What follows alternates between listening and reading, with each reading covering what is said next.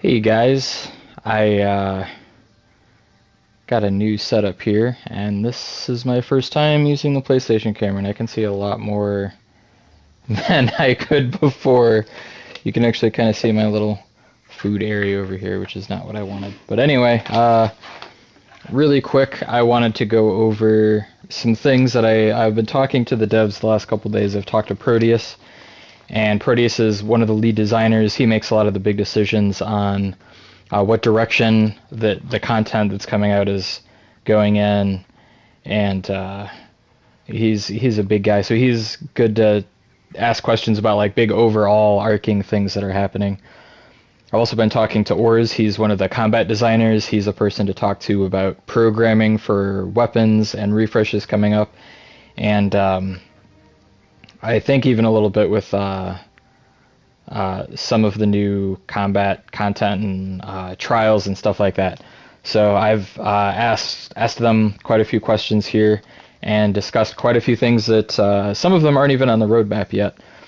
So first of all, I did ask if they were going to come out with a PS5 version optimized, and he said that he couldn't give me an exact answer, but it sounded like he was already pretty sure that they were, but he just couldn't give me a 100% confirmation on that. So, from my point of view, I'm going to say that we can hopefully look forward to a PS5 version in the future. Because, I mean, typically when I ask him questions, like, he'll just usually say, like, straight up no, or yeah, but I can't go in depth, and it just sounded like he was holding back on an official announcement kind of thing. So, very hopeful for that. Uh, Two, the new behemoth they're working on. It's a firebird, and it's apparently going to be a little bit fatter of a bird than usual. So we can look forward to some at least kind of sort of fat firebird. And no confirmation on whether or not it's going to be a phoenix yet, because I did ask that question, and no confirmation on that. So the devs did say that they actually play tested it earlier today, and they had a lot of fun. It is going to have a boop. That information was given out, and it is going to have a somewhat similar flyby attack as some of the other behemoths. But other than that one thing, he did say that a lot of the other attacks are going to be new and interesting. Proteus also told me that it's going to be a Keystone equivalent in its own hunting ground. So look forward to a new hunting ground with a new, he called it a Chronivore-like boss setup, where it's going to be kind of like the Keystone level difficulty on its own hunting ground, probably with some way to unlock. So that's going to be awesome. I'm assuming it's going to have its own set of armor and weapons too, so looking forward to that. Something that really surprised me is how willing he was to talk about some of the chainblade ideas they're throwing around. And normally when I talk to the devs about refreshes that are happening in the future, I get very little information. But he said that they were talking about making chainblades a wounding weapon. So that, while not confirmed, is definitely a possibility in the future.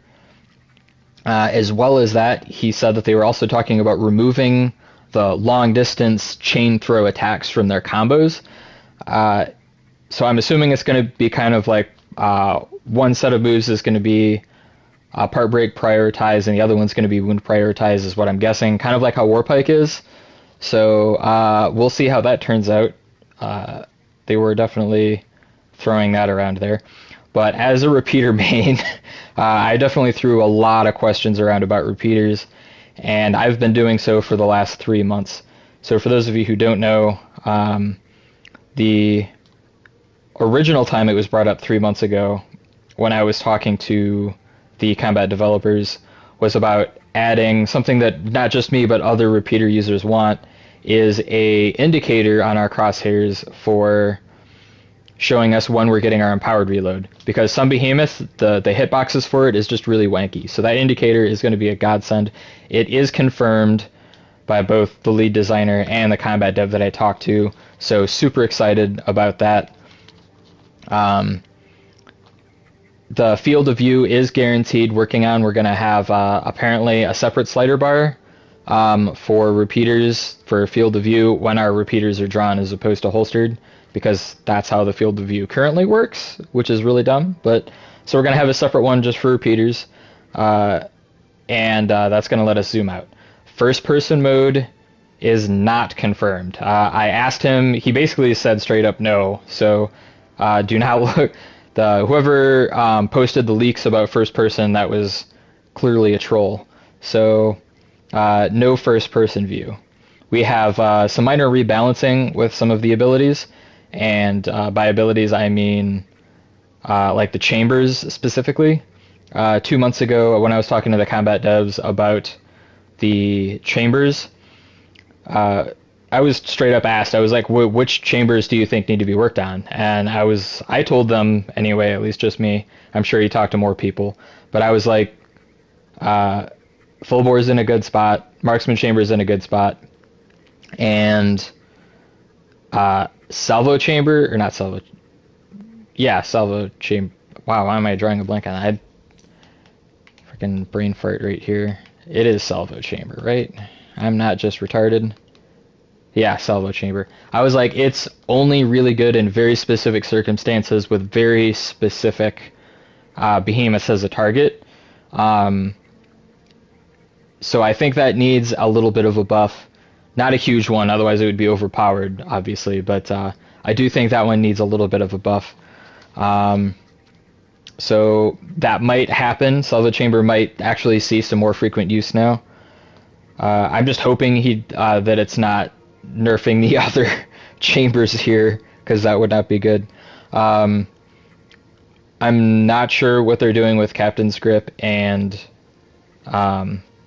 Saboteur Grip. We didn't really talk about that. That's my fault. I forgot to bring that up. I wanted to get that information. I was dumb. Please forgive me. I'm excited because last month I was given a teaser that the Niziga weapon was going to have its own repeater unique ability that only worked on repeaters. And I am super excited because I was told today that it is going to be a dodge reload effect. So it's either going to be on a successful dodge, which includes counter punches from Discipline. For those of you who don't know, counter punches do count as a dodge.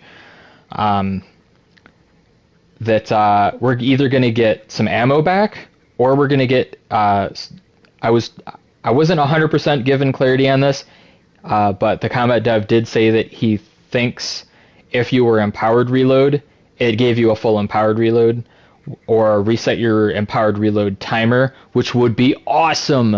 That is so cool. Definitely expect me to play Niziga Bond a lot when the rework comes out. So I don't want to make this video too long. Those are the big things that I picked up from my conversation over the last couple days with the devs. I hope you guys are as excited about this repeater rework as I am. I know that the XP bank was just introduced, and talking to the devs, they basically just gave us the same information that is already out there. That, you know, if you have a weapon level 20, it stores it. How much, I don't know. They did confirm it was on the Slayer's Path, though, so it is going to be a Slayer's Path unlock. What materials we need, I don't know. But speaking of materials, they did talk about trying to eliminate some of the different currencies in the game. So it's possible, the way they were talking about it, that the merits are going to be combined into one type of merit. So no more combat and exploration merits being separate things. It might just be merits. I, for one, would be happy with that. I mean, I got like 14,000 or something ridiculous combat merits. I can't actually see right now because my my thing is there and I can't move it. My picture. But yeah, that would be great. I know a lot of veteran players have that problem where they just have never needed combat merits because they already had all that stuff unlocked before Reforged came out. So with that, I'm going to end the video, and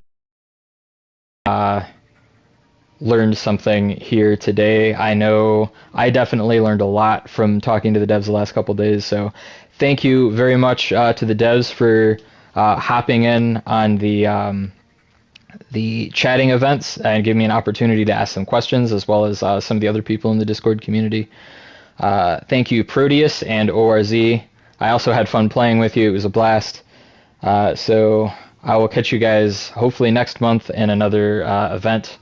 And all of the 3 people that watch my videos, enjoy.